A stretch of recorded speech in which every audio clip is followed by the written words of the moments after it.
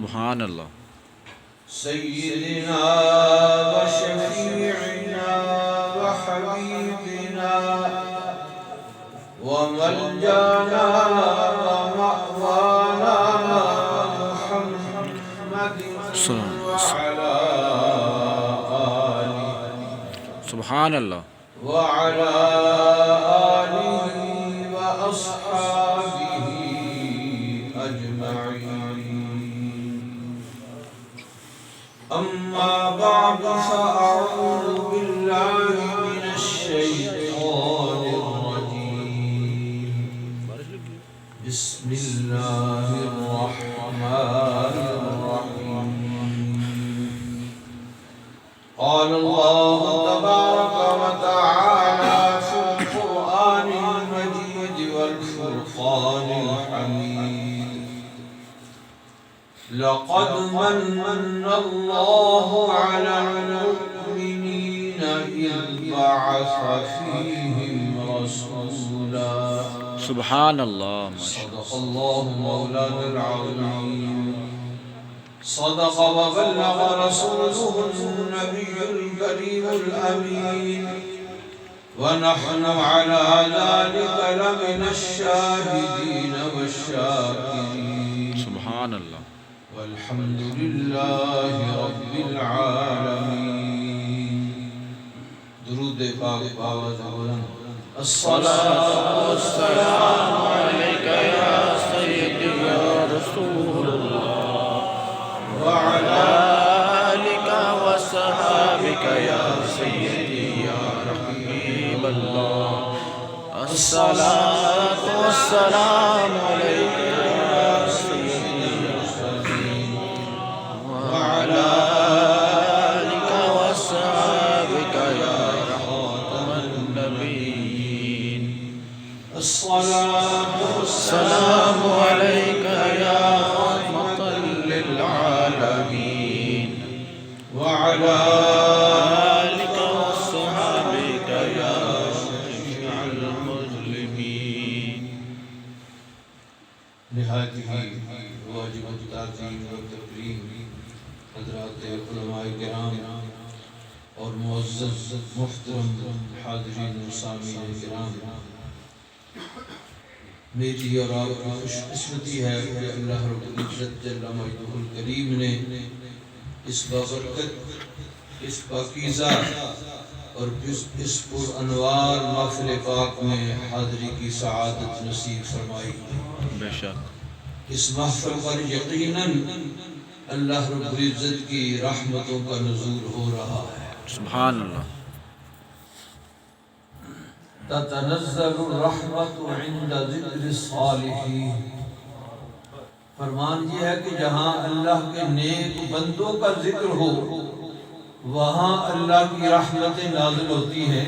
سبحان اللہ. اور ہم تو اس ہستی کے ذکر کی محفل میں حاضر ہیں کہ صالحین جن کی غلامی سے صالح بنتے ہیں. سبحان اللہ.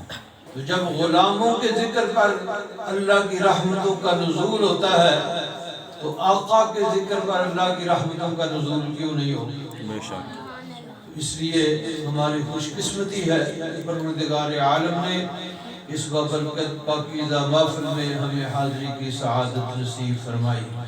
سبحان اللہ. حاضرین محترم، یہ محفل ذکر میلاد کی محفل ہے. آقا دو عالم صلی اللہ تعالی علیہ وسلم کے ظہور قدسی اور کامل جلوہ گری کے 3 مرحلے ہیں.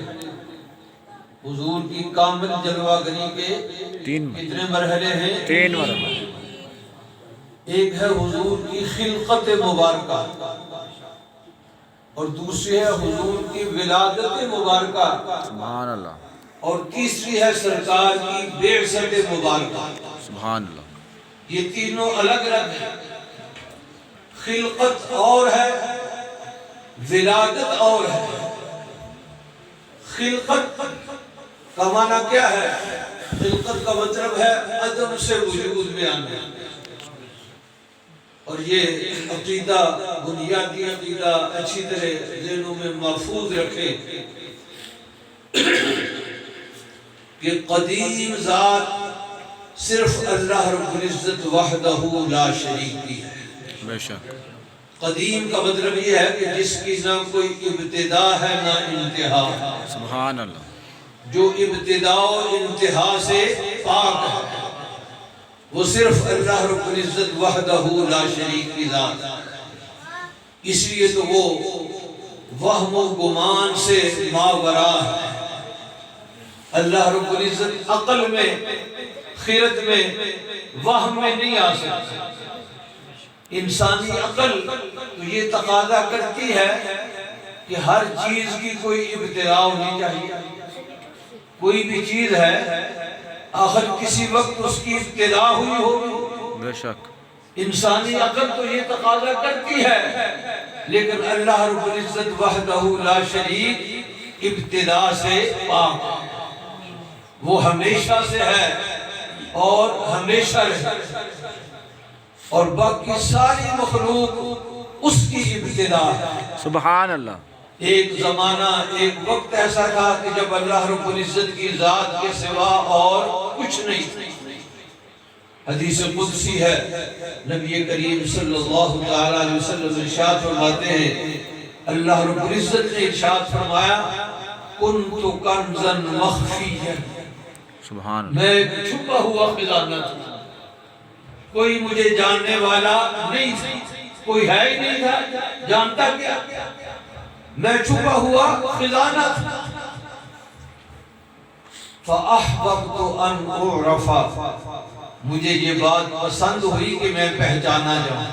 سبحان اللہ۔ کوئی میرا ذکر کرنے والا ہو، کوئی راتوں کو جاگ کر میری بارگاہ میں قیام کرنے والا، رکوع کرنے والا، سجدے کرنے والا ہو، میرے نام کی مالا جپنے والا ہو، تو مجھے جب یہ بات پسند آئی کہ میں پہچانا جاؤں، تو پھر میں نے کیا کیا؟ فَخَلَقْتُ الْخَلْقَ، تو پھر میں نے مخلوق کو پیدا فرمایا۔ سبحان اللہ۔ اور مخلوق کی ابتدا اللہ رب العزت نے کس سے فرمائی؟ نبی کریم صلی اللہ تعالیٰ علیہ وسلم کے صحابی حضرت جابر بن عبداللہ انصاری رضی اللہ تعالیٰ عنہ سرکار کی بارگاہ میں سوال کرتے ہیں، عرض کرتے ہیں کہ اللہ کے رسول، یہ ارشاد فرمائیے، یہ خبر دیجئے کہ اللہ رب العزت نے سب سے پہلے کس چیز کو پیدا فرمایا؟ سبحان اللہ۔ تو نبی کریم صلی اللہ تعالیٰ علیہ وسلم نے ارشاد فرمایا کہ اے جابر سنو، سب سے پہلے اللہ رب العزت نے تیرے نبی کے نور کو اپنے نور سے پیدا فرمایا۔ سبحان اللہ۔ تو سب سے پہلے خلقت نبی کریم صلی اللہ تعالیٰ علیہ وسلم کی ہوئی۔ اللہ رب العزت نے سب سے پہلے حضور کے نور کو اپنے نور سے پیدا فرمایا، سبحان اللہ۔ اور پھر اس سے باقی ساری مخلوق کو پیدا فرمایا۔ بڑی لمبی حدیث پاک ہے، حضور نے ارشاد فرمایا، نہ اس وقت آسمان تھا، نہ زمین تھی، نہ لوح، نہ قلم، نہ چاند، نہ سورج، نہ ستارے، نہ فرشتے، نہ حور و غلمان، نہ جنت، نہ دوزخ، کچھ نہیں تھا۔ تو اللہ رب العزت نے سب سے پہلے میرے نور کو پیدا فرمایا۔ سبحان اللہ۔ یہ ہے آقا دو عالم صلی اللہ تعالیٰ علیہ وسلم کی خلقت مبارکہ۔ حضور کی خلقت ساری کائنات سے پہلے ہے۔ اور ولادت کیا ہے؟ ولادت ہے جب آقا دو عالم صلی اللہ تعالیٰ علیہ وسلم اپنی والدہ ماجدہ سیدہ آمنہ طیبہ طاہرہ کے بطن اقدس سے سرزمین مکہ پر اس دنیا میں رونق افروز ہوئے۔ سبحان اللہ۔ تو یہ ہے سرکار کی ولادت۔ خلقت اور ہے، ولادت اور ہے۔ خلقت ساری کائنات سے پہلے ہے اور ولادت تمام نبیوں کے بعد ہے۔ خلقت سب سے پہلے اور ولادت تمام نبیوں کے بعد۔ اور بے شک کیا ہے کہ جب آقا دو عالم صلی اللہ تعالیٰ علیہ وسلم کی عمر مبارک 40 سال مکمل ہوئی، تو 40 سال اور ایک دن اوپر تھا جب غار حرا میں اللہ رب العزت نے حضور پر پہلی وحی نازل کی۔ سبحان اللہ۔ اور اعلان نبوت کا حکم فرمایا، تو یہ ہے نبی کریم صلی اللہ تعالی علیہ وسلم کی بعثت مبارکہ۔ تو حضور کا کہ کامل ظہور قدسی کے یہ 3 مرحلے ہیں: خلقت محمدی، ولادت محمدی اور بعثت محمدی۔ میں آپ کی خدمت میں یہ عرض کروں گا کہ اللہ رب العزت جل وجلہ الکریم نے خلقت سب سے پہلے فرمائی، ولادت تمام انبیاء کے بعد ہوئی۔ عقل تو یہ تقاضا کرتی ہے کہ جب خلقت سب سے پہلے فرمائی تھی تو دنیا میں بھی سب سے پہلے بھیجا جاتا، مگر ایسا نہیں ہوا۔ خلقت سب سے پہلے فرمائی اور ولادت تمام انبیاء کے بعد فرمائی۔ اس میں حکمت کیا تھی؟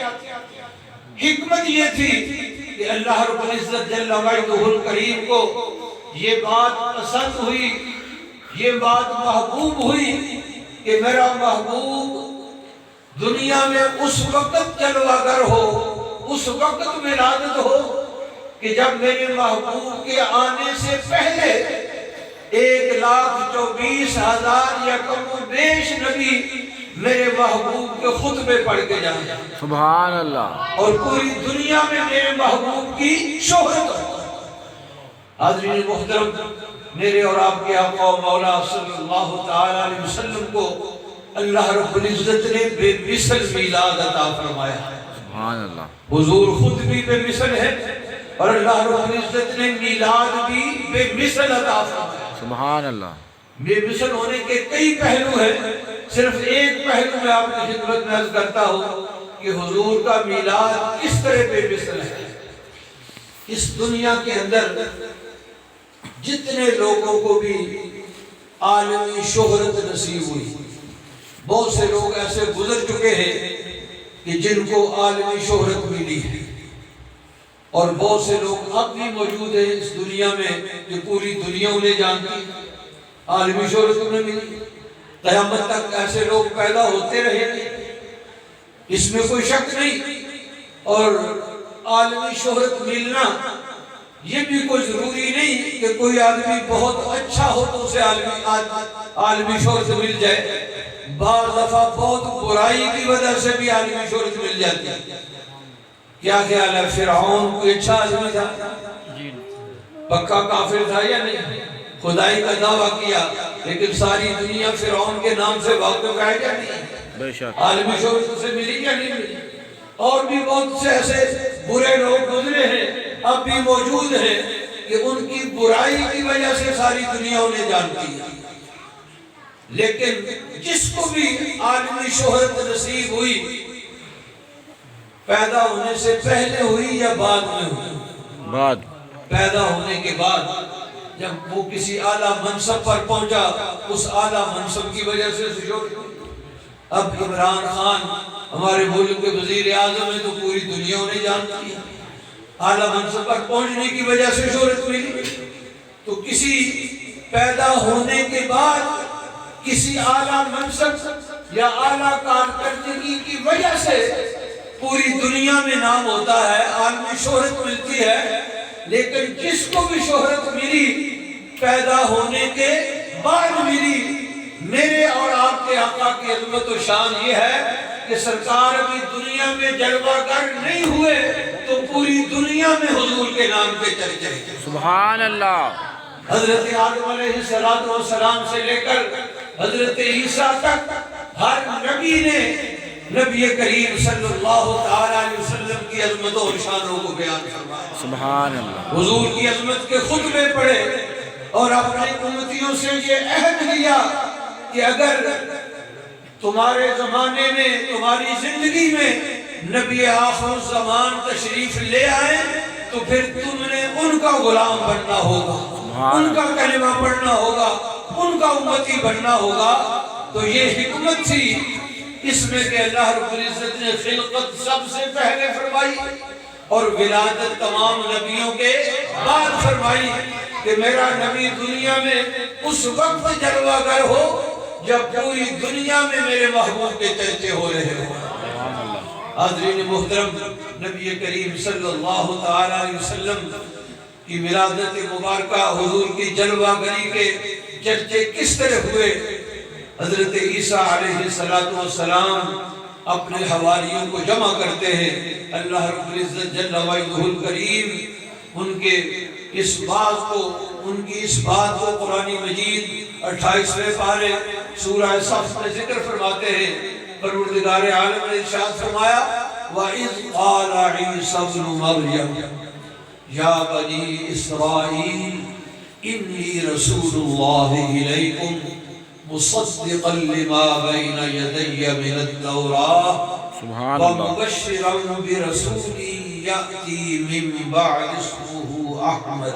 سبحان اللہ۔ حضرت موسیٰ علیہ السلام اپنے غلاموں کو، اپنے امتیوں کو، بنی اسرائیل کو جمع کرتے ہیں اور جمع کر کے ان میں اعلان فرماتے ہیں۔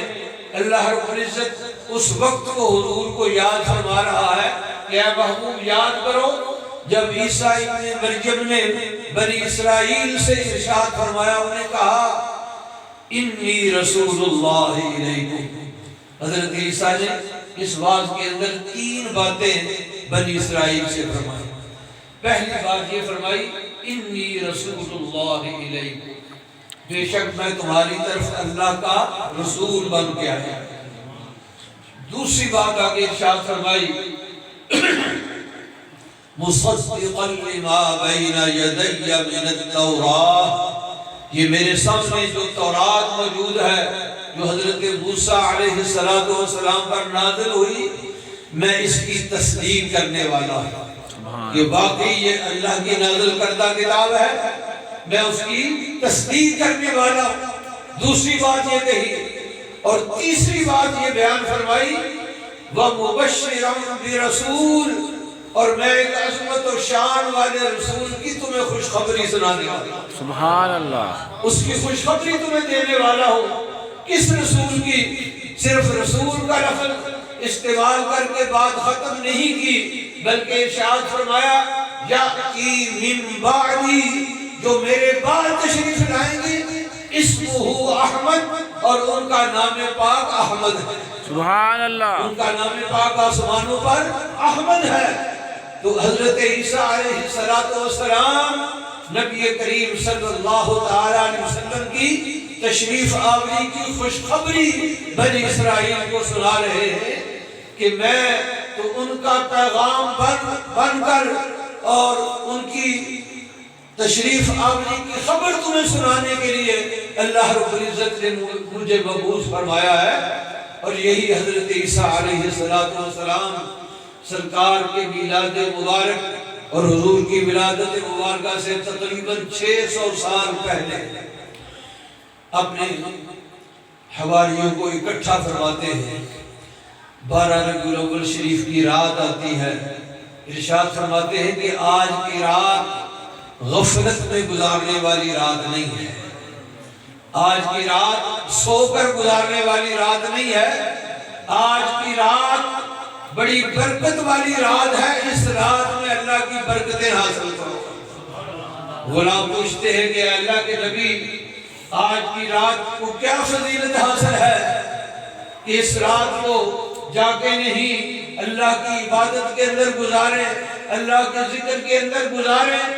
تو آپ نے فرمایا کہ آج کی رات وہ رات ہے جس رات کی صبح کو نبی آخر الزمان جناب محمد الرسول اللہ اس دنیا پر جلوہ کرے۔ سبحان اللہ۔ تو یہ محفل میلاد صرف آج ہم حضور کے غلام ہی نہیں منا رہے، حضور کی ولادت مبارکہ سے پہلے حضرت عیسیٰ 600 سال پہلے اپنے غلاموں کو یہ رات جاگ کر گزارنے کی تلقین فرما رہے ہیں۔ تو علماء نے اس سے استدلال یہ فرمایا، علماء فرماتے ہیں کہ اگر 600 سال پہلے جب بھی حضور کی ولادت مبارکہ اس رات میں ہوئی نہیں، اس کی صبح کو ہوئی نہیں، 600 سال پہلے اگر اس رات کے اندر برکتیں ہیں، تو جب سرکار کی ولادت ہو گئی تو اب تو قیامت تک اس کی برکتیں باقی رہیں۔ سبحان اللہ۔ اللہ اکبر۔ یا رسول اللہ۔ اس لیے شیخ عبدالحق محدث دہلوی رضی اللہ تعالیٰ عنہ ارشاد فرماتے ہیں کہ لیلۃ المیلاد، سرکار کے میلاد والی رات لیلۃ القدر سے افضل ہے۔ سبحان اللہ۔ لیلۃ المیلاد لیلۃ القدر سے افضل ہے، اور اس کی دلیل یہ بیان کرتے ہیں کہ لیلۃ القدر کو فضیلت کیوں ملی کہ اللہ رب العزت نے اس میں قرآن مجید نازل فرمایا، اِنَّا أَنزَلْنَاهُ فِي لَيْلَةِ الْقَدْرِ، کہ ہم نے قرآن مجید کو قدر والی رات میں نازل فرمایا۔ تو لیلۃ القدر 1000 مہینے سے بہتر اور افضل ہے، کیوں کہ اس میں قرآن مجید نازل ہوا۔ تو جس رات میں قرآن نازل ہو اگر وہ 1000 مہینے سے افضل ہے، تو جس رات میں صاحب قرآن تشریف لائے، سبحان اللہ۔ جس رات میں صاحب قرآن جلوہ گر ہو، وہ 1000 برسوں سے افضل کیوں نہیں ہوگی؟ تو اس لیے لیلۃ المیلاد شیخ نے فرمایا کہ وہ لیلۃ القدر سے بھی افضل ہے۔ اللہ رب العزت جل وجہہ الکریم نے اس لیے ارشاد فرمایا لَقَدْ مَنَّ اللَّهُ عَلَى الْمُؤْمِنِينَ، اللہ رب العزت نے ایمان والوں پر احسان فرمایا۔ کیا احسان فرمایا؟ اِذْ بَعَثَ فِيهِمْ رَسُولًا، کہ ان میں اپنا عظمت و شان والا رسول مبعوث ہے۔ سبحان اللہ۔ اللہ رب العزت نے ایمان والوں پر احسان جتلایا، اور یہ دنیا کا اصول ہے کہ جب کسی پر کوئی احسان کرے تو جس نے احسان کیا ہوتا ہے، تو جس پر احسان ہوتا ہے وہ کیا کرتا ہے؟ اس کا شکریہ ادا کرتا ہے۔ سبحان اللہ۔ تو جب اللہ رب العزت نے احسان فرمایا ہے کس پر؟ ایمان والوں پر، تو پھر ایمان والوں پر لازم ہے کہ وہ اللہ کا شکر ادا کرے۔ اس لیے ہم یہ محافل میلاد جو منعقد کرتے ہیں، حضور کے ذکر پاک کی محافل، تو یہ بات اچھی طرح ذہنوں میں محفوظ رکھیں کہ یہ محافل ہم کیوں منعقد کرتے ہیں، ان کی غرض و غایت، ان کا مقصد کیا ہے؟ تو 3 بڑے مقاصد ہیں جو آپ سب کو اچھی طرح محفوظ رکھنے چاہیے، اور جب بھی سرکار کے ذکر کی محفل میں جائیں تو ان مقاصد کو پیش نظر رکھتے ہوئے محفل میں حاضری